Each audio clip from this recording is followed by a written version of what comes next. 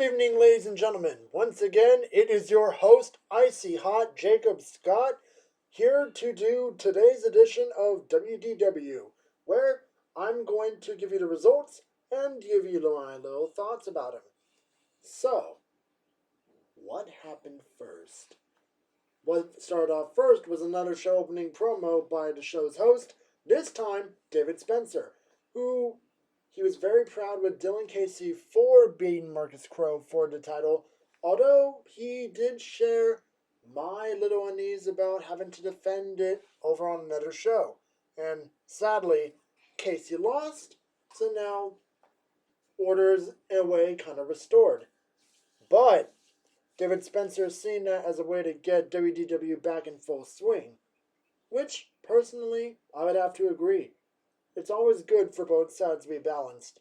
That way they can go at their hardest, and it's just a matter of luck to see who wins. Now, the first actual match of the show was one that we've seen time and time again, and it never fails to disappoint, although I have been hearing some people in the crowd wishing that they could both fight different opponents. I'm referring to Isaac Mystery and Morpheus, who has been dubbed by many, including myself, as the Squash God. But it was no squash this time. Isaac and Morpheus were duking it out, and it was one hell of a bout, and Mystery once again beat Morpheus with the Mystery submission. So Isaac Mystery once again manages to beat the odds, and Morpheus once again loses clean. It's a 2-loss streak on Morpheus right now.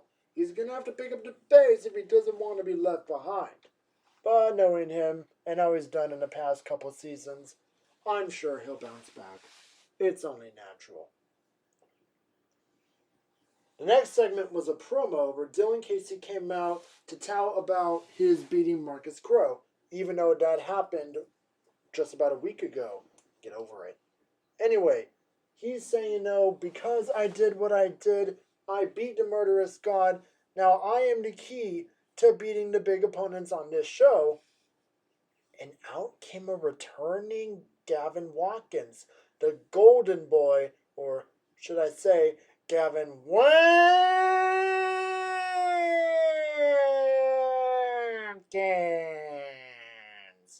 Somebody make a Gavin Watkins Waluigi shirt, please.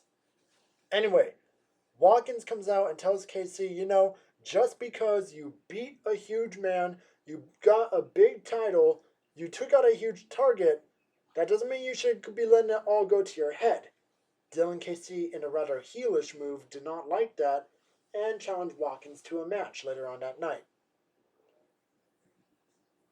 The second match was Zindaghaku and Leo Carr going up against the Street Profits. We've seen this matchup several times, but both teams brought their mettle. There were quite a few moments where when one member of one team went to pin the other team's member, the pin was broken up near immediately. One point, poor referee Yoshi got taken out momentarily. He's alright, but yeah, gotta watch out, ref. Anyway, it was back and forth for quite a while, and there's even a cool moment where Haku was about to finish out Montez Ford and try to suplex Angelo Dawkins, who DDT'd him down, and that was a hard reset. But Haku and Carr prove why the belts are theirs and shall be theirs for a long time by taking out Montez Ford with the anchor drop. Anchor! The third match was Detroit's favorite hacker Gabriel Pierce going up against Aleister Black, which, unlike WWE, he's here and he is working. And there are several moments where Gabriel Pierce wanted to drop Aleister Black with the critical error, but Black would find his way out every time. Hey, Pierce, he's got like 16 years experience on you. Alright? On a man like Black, you need to do something better than that. While Aleister Black was able to respond with a couple Black Masses, but in an attempt to rival Juan Rodriguez, Pierce kept kicking out of the Black Masses. Unfortunately, the third time was the charm for Black, as he proved to Gabriel Pierce He is no Juan Rodriguez. 1, 2, 3, and that will do it. The fourth match was probably the youngest member on the entire roster, Axe, going up against Blade, the new guy who came alongside Yamashita on WKW. So we still don't know who he's signed with or if he's just a free agent. And Blade proved for the second time why he belongs in this company with his fierce and fast onslaught of offense.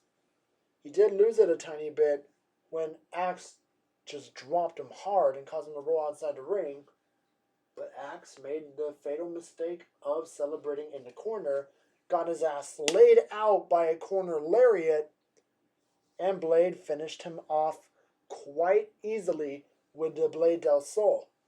1, 2, 3, Blade has his first singles victory. The fifth match was a Falls Count Anywhere match between Dylan Casey and Gavin Watkins.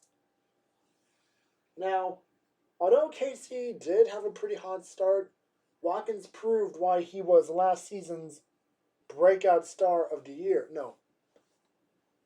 The third season's breakout star of the year, how he is continuing his path from rookie mistake to hottest thing since sliced bread. And Watkins was bringing the fury with the weapons. At one moment, he got there's a bat, a chair, and a sledgehammer all laid out into a neat little triangle. And Dylan Casey was thinking about suplexing Watkins onto the little metal carnage, but Watkins kicked him away and dropped him with the ching ching bling bling DDT right on the handle of the sledgehammer. Damn! That is offense. Now, right towards the end, there was a cool little reverse-a-thon between the two, but Watkins was able to first drop Casey with a golden arrow, then I would have to say he damn near crippled the man with a little chair-assisted stomp directly to the already hurt leg, and then finish him off with a little extra added middle finger with Dylan Casey's own move to burn the ashes. I mean, what a return for Gavin Watkins, but using weapons and stealing the finishers to make your way to the top? I don't know. That doesn't really sit well in my book. But hey, what do I know? I'm just the guy that does the recap show. The sixth match, and I will unfortunately say the weakest match of the night, was Percy Lopez versus Billy Bob Wildside. Gotta play my banjo, yeah! Did I do a good impression of Wildside? I think I did. Anyway, Wildside tried to get some offense, but Percy Lopez was able to say, nah, this is why I'm the Wolfpack champion. And quickly dropped him with that double underhook pile driver. Damn.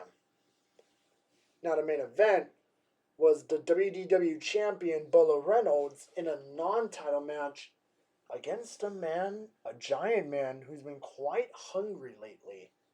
Bret Myers of the Myers Brothers. Because we have no clue where Devin is.